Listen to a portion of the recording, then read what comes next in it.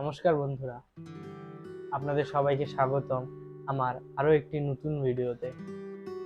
আজ আমি কথা বলবো কি করলে প্রিয় মানুষটি আপনাকে সবসময় মিস করবে বা আপনজন আপনাকে মিস করবে। তো তোমরা যদি আমার চ্যানেলটিতে নতুন হয়ে থাকো, চ্যানেলটি অবশ্যই সাবস্ক্রাইব করবে এবং পাশে বেল আইকনটা অন করে দেবে এরকম ভিডিও নোটিফিকেশন সবার আগে পাওয়ার জন্য। এবং ভিডিওতে একটা লাইক করে দিও, কারণ তোমাদের একটা লাইক মনের মধ্যে হাজারো উৎসাহ জায়গায় ভিডিও বানানোর জন্য। এবং কমেন্টে জানিও ভিডিওটা দেখে তোমার উপকার হয়েছে কিনা এবং কেমন লেগেছে তা কমেন্টে জানিও। চলো মূল ভিডিওতে। দেখো বস, একটা কথা মনে রাখবে যে আমাদের কাছে সবসময় আমাদের কাছে থাকে না, সে হতে পারে অনেক প্রিয় মানুষ, কিন্তু আমরা কিন্তু তাকে মিস করি না। দেখো, মা বাবা বন্ধু ভাই বোন এরা কিন্তু সবসময় আমাদের কাছে থাকে, এদের কিন্তু আমরা মিস করি না সেরকম একটা। আমরা যে কাউকে মিস করি বা যে আমাদের কাছ থেকে দূরে যায়, আমরা কিন্তু তাকে মিস করি। যখন একই লোক আমাদের কাছ থেকে দূরে গেলে আমরা মিস করি। তো সেই কারণে তুমি যদি চাও তোমাকে কেউ মিস করুক, তাহলে তুমি একটু মাঝে মাঝে নিজেকে তার কাছ থেকে দূরে সরিয়ে নাও। দেখো, ধরো তোমার কাছে একটা কারো এসএমএস এলো, তুমি সঙ্গে সঙ্গে তার রিপ্লাই দিয়ে দিলে, বা কেউ দেখা করতে চাইলো, তুমি সঙ্গে সঙ্গে তার সঙ্গে দেখা করে নিলে। এরকম করলে আপনাকে সে মিস করবে না, কারণ সে যখনই চাইছে তখনই সে তোমাকে পাচ্ছে। তাহলে সে তোমাকে মিস করবে কেন? একটা কথা মনে রেখো, সব সময় সবার জন্য অ্যাভেলেবেল থাকবে না, তখন তোমার মূল্য কমে যাবে।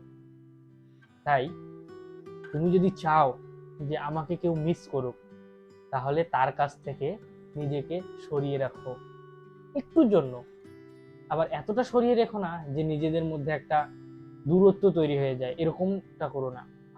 অল্প, জাস্ট অল্প একটু দূরে সরিয়ে নিলে নিজেকে কিছুদিনের জন্য, বা অল্প কিছুক্ষণের জন্য নিজেকে একটু দূরে সরিয়ে নিলে তার এসএমএস, এবং নিজেকে একটু ব্যস্ত রাখো। সবসময় তার কলটা তুমি তুলো না, কলটা সবসময় তুমি রিসিভ করো না, তার এসএমএস এর সঙ্গে সঙ্গে রিপ্লাই করো না। এতে তুমি নিজের পায়ে নিজে কুড়োল। আমার বলা দ্বিতীয় পয়েন্টই হচ্ছে, তুমি কোথাও প্রিয় মানুষটির সঙ্গে ঘুরতে গেলে, বা কোথাও তুমি একাই ঘুরতে গেলে, বন্ধুদের সঙ্গে আড্ডা দিতে গেলে, বা কোথাও ঘুরতে গেলে, মানে যেটাই করো, এরকম কিছু ছবি তুমি উঠবে এবং সেই ছবিগুলো প্রতিনিয়ত তাকে সেন্ড করবে। তো এই যে তুমি তোমার ছবিগুলো এইভাবে তাকে সেন্ড করতেছো, তার ফলে কি হবে, সে যখন একা থাকবে সে তখন তোমার এই ছবিগুলো দেখবে এবং তখন সে তোমাকে মিস করবে। এছাড়াও এই ছবিগুলো পাঠানোর আরো একটি দিক, বিশেষ দিক, তা হচ্ছে, ধরে নাও কখনো তার সঙ্গে তোমার একটা ঝগড়া লাগলো, তো এই যে তুমি তার সঙ্গে কাটানো কিছু ছবি, এছাড়াও তুমি নিজস্ব কিছু ছবি, এই যে তাকে যে তুমি সেন্ড করলে, এই ছবিগুলো দেখে কিন্তু তার মনে সেই পুরনো স্মৃতি আবার জেগে যাবে, এবং সেই কারণেই হতে পারে সে তোমার কাছে আবারও ফিরে আসবে। আমার সব থেকে গুরুত্বপূর্ণ পয়েন্ট এবং লাস্ট পয়েন্টই হচ্ছে, তুমি যদি চাও যে সে সবসময় তোমাকে মিস করুক, তাহলে তুমি তোমার কথার প্রেমে তাকে ফেলো। দেখো, তুমি যদি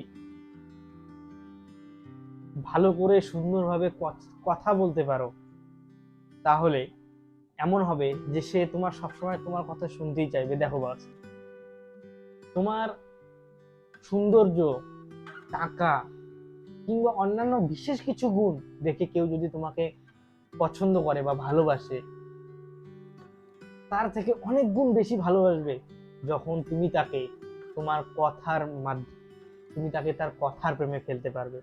একটা কথা মনে রাখো, টাকা, সৌন্দর্য বা বাকি অন্যান্য গুণ দেখে প্রেম করলে সে তোমাকে ছেড়ে যেতে পারে, কিন্তু কেউ যদি তোমার কথার মায়ায় পড়ে কিংবা কথার প্রেমে পড়ে, সে তোমাকে কখনোই ছেড়ে যেতে পারবে না। তো তুমি সুন্দরভাবে সাজিয়ে গুছিয়ে কথা বলো, তুমি তাকে চেষ্টা করবে যে তোমার কথার প্রেমে ফেলার জন্য। এই যে ধরো, তুমি বিভিন্ন টপিক নিয়ে অল্প কিছু আলোচনা করলে এবং কথাটা মাঝপথে একটু হলেও থামিয়ে রাখতে পারলে, যে এই কথাটা কাল বলবো বা একটু টাইম নাও, তাহলে কি হবে, তোমার কথাটা শোনার জন্য তার মনের মধ্যে একটা আগ্রহ তৈরি হবে। এছাড়াও তুমি আরো কিছু করতে পারো, তা হচ্ছে নতুন কিছু কথা তাকে বলে তাকে সারপ্রাইজ করতে পারো। ভিডিওটা আমি এখানেই শেষ করছি। আশা করছি ভিডিওটা আপনাদের সবার ভালো লেগেছে। দেখা হচ্ছে পরের ভিডিওতে, ততক্ষণের জন্য ভালো থাকবেন।